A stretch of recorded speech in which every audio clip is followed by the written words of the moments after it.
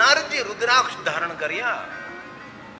महादेव को अति प्रिय है रुद्राक्ष, और सभी मनुष्यों के लिए रुद्राक्ष का औषधि है। रम रुद्र रोगनाशाय धनवंतरि रुद्र। तन और मन के लिए रुद्राक्ष श्रेष्ठ है। मन को भी प्रफुल्लित रखते हैं, तन को भी प्रफुल्लित और रोग मुक्त रखते हैं।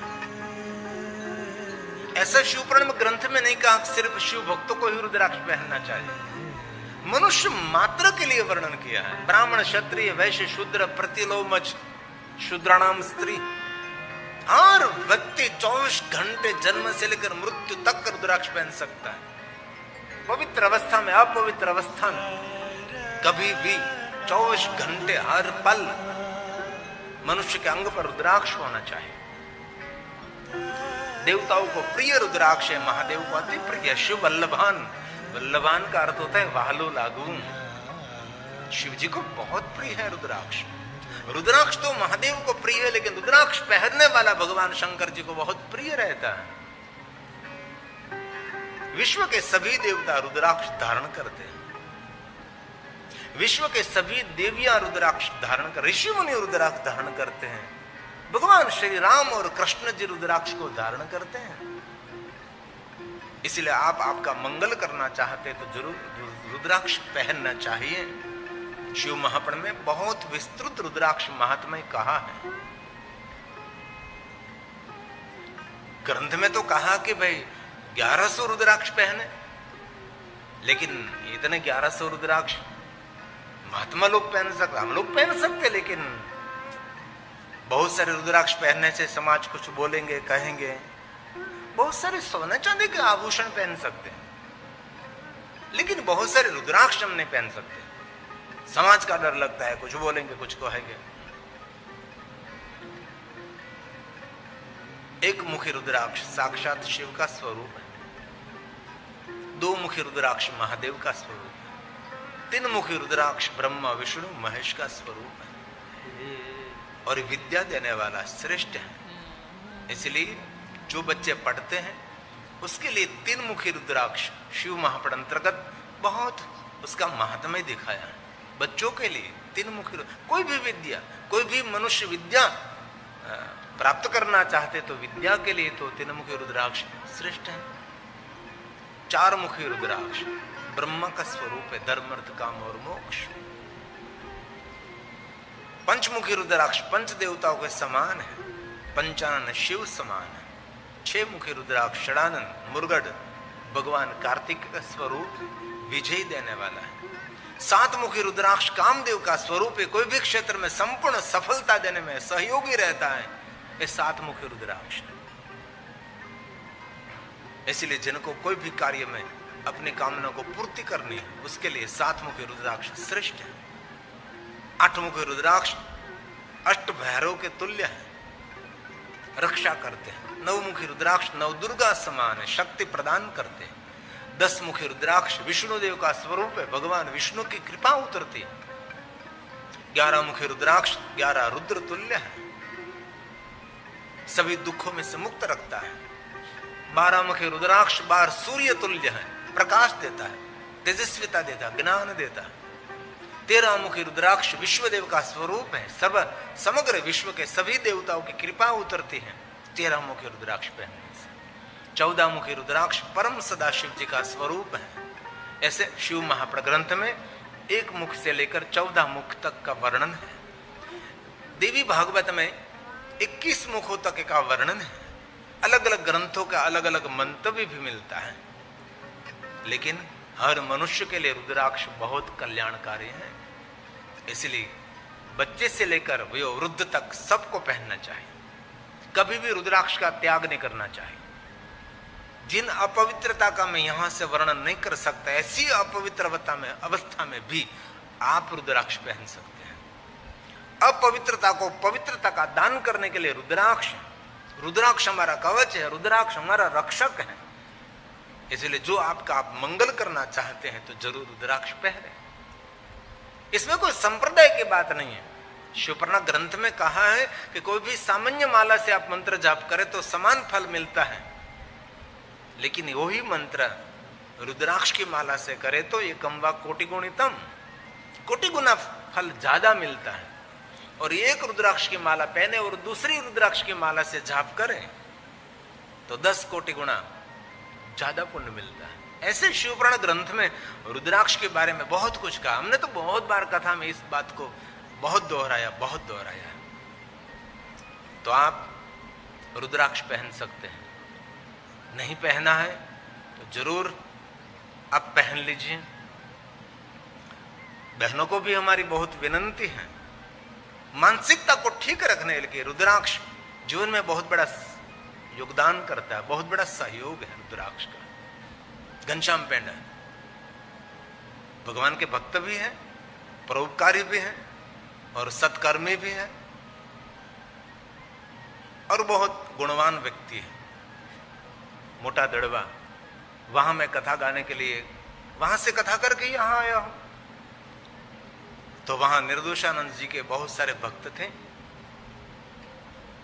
तो संपूर्ण शिव जी को सभी समर्पित थे।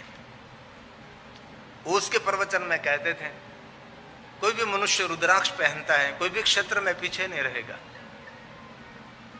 और निर्दोषानंद स्वामी कहते शिवपुराण ग्रंथ में तो कहा है, उसके प्रवचन की मैं बात करूं, इसी वजह से इस पवित्र संत के भी एक स्मृति एक याद बन जाए। वो कहते हैं कोई भी बहन कोई भी नारी मंगलसूत्र के साथ रुद्राक्ष पहनती है तो जीवन भर उसको मंगलसूत्र निकालना नहीं पड़ेगा। उसके मंगलसूत्र की रक्षा स्वयं शिव करते हैं। इसलिए आजकल सोने चांदी के गहने रुद्राक्ष के साथ मिलते हैं। कंकन में रुद्राक्ष मिलता है, अंगूठी में रुद्राक्ष मिलता है, सोने के हार में रुद्राक्ष मिलता है, मंगलसूत्र में रुद्राक्ष मिलता है, विट्टी में बुट्टी में कितने कितने रुद्राक्ष। हेयरपिन बाल को बांधने के लिए जिनको हम बक्कल कहते हैं, इनमें भी रुद्राक्ष मिलता है।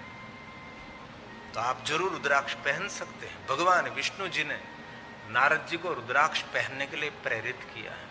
नारद जी रुद्राक्ष धारण करें, बाल में भस्म का त्रिपुंड करें, पंचाक्षर मंत्र का जाप करें। ये 3 वस्तु ताप त्रय हरम, आदि व्याधि उपाधि में से मुक्त करने वाले ये 3 वस्तु प्रयाग तीर्थ तुल्य है। शिव जी का नाम गंगा तुल्य है, विभूति यमुना का स्वरूप है, रुद्राक्ष माता सरस्वती का स्वरूप है। इसलिए 3 वस्तु प्रयाग तीर्थ तुल्य है। त्रिवेणी सदृशम, जीवन के पापों में से मुक्त करने वाले 3 वस्तु हैं।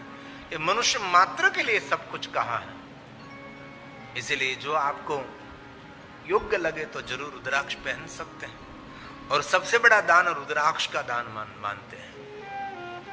कोई व्यक्ति है रुद्राक्ष नहीं ले सकता तो उसको रुद्राक्ष भेंट में दीजिए। इसमें अलग अलग रुद्राक्ष को बहुत सारी महिमा भी शिवपुराण ग्रंथ में। तो भगवान श्री हरि ने नारद जी को रुद्राक्ष के लिए बहुत कुछ कहा। 3 बात कही और दूसरी 3 बात भगवान विष्णु जी ने नारद जी को कहा। नारद जी आपने क्रोध किया, अभिमान किया, शिव गुणों का और मेरा अनादर किया, इसलिए आप थोड़ा विचलित हुए हैं। मन को ठीक करने के लिए नारद जी और भी 3 बात को याद रखिए। ये 3 बात भगवान विष्णु जी ने नारद जी को कहा है। नारद सुनो, पहली बात श्रुणु शैवीं कथा नित्यम, रोज सुननी चाहिए। मैं थोड़ा सा सत्संग करो। ये कथा तो 7 दिन रहेगी, 9 दिन रहेगी, बस जो अवधि है। लेकिन पहले तो सत्संग बहुत दुर्लभ था, अब तो सत्संग सुलभ हो गया। पहले तो कथा कहीं होती थी दूर दूर तक, लोग चलते चलते जाते थे। 2 समय कथा होती थी, सुबह में 9 से 12 और शाम के समय 3 से 6 बजे, और दूर दूर से लोग आते थे कथा सुन। अब तो बहुत सुलभ हो गया। पहले तो कोई वाहन व्यवस्था भी नहीं थी, लोग बैलगाड़ी लेकर आते थे, लोग चलते चलते आते थे, बाद में साइकिल लेकर आते थे। अब तो हमारे पास कितनी सुविधा होगी, हमारे लिए अभी दुर्लभ नहीं, बहुत कुछ सुलभ हो गया है। इसलिए कथा श्रवण करनी चाहिए। कथा एक साधना है, कथा एक अनुष्ठान है, कथा एक उपासना है। कथा कामना मनोकामना पूर्ण करने के लिए श्रेष्ठ भगवान की पूजा भी है। इसलिए कथा सुनने वाला प्रणम्य है, कथा सुनने वाला वंदनीय है। भगवान विष्णु जी ने नारद जी को कहा, सुनिए नारद, शृणुषे कथा नित्यं वदर्शे कथा सदा पूज्य स्वाति यत्नेन शिव भक्तान् पुनः शिव भक्तान् पुनः महादेव के भक्तों के संग में रहो नारद जी, और शिव भक्तों के संग में रहकर महादेव के भक्तों की सेवा करो। महादेव की कथा श्रवण करके कथा का चिंतन करे, कथा का मनन करे। सुनी हुई बात आप चिंतन करेंगे तो याद रहेगी, जो सुनी हुई बात आपने मनन नहीं किया तो कभी याद नहीं रहेगी। इसलिए कथा सुनने के बाद उसका मनन बहुत आवश्यक है, चिंतन करना जरूरी है। इसलिए हमारी नवधा भक्ति में 3 भक्ति को प्रधानता दी है। पहली भक्ति कही है कि श्रवण करें और परमात्मा का स्मरण करें, मन से कथा का मनन करें। परमात्मा तक पहुंचने के लिए साधन नहीं, वो महासाधन है। इसलिए कथा सुननी चाहिए। कथा शिव जी का प्रसाद है। आपको कोई पूछे कि प्रथम बार कथा किसने प्रारंभ किया होगा, तो आप कह सकते अत्र वक्ता महादेव, स्वयं शिव ही वक्ता है। लगे कहन हरि कथा रसाला, ये शिव है। इसलिए कथा श्रवण करना कोई छोटापन नहीं है, कथा श्रवण करना वही बहुत बड़ा बड़पन है हमारा। ये ऋषि मुनियों की परंपरा है, ये साधुओं की परंपरा है, ये ज्ञानी विद्वानों की परंपरा है। इसलिए कथा सुनना बहुत पुण्य का काम है। मन को ठीक करते, मेरे विचारों को ठीक करते, जीवन को परिवर्तन करते, जीवन को बदलते हैं, वही भगवान की कथा।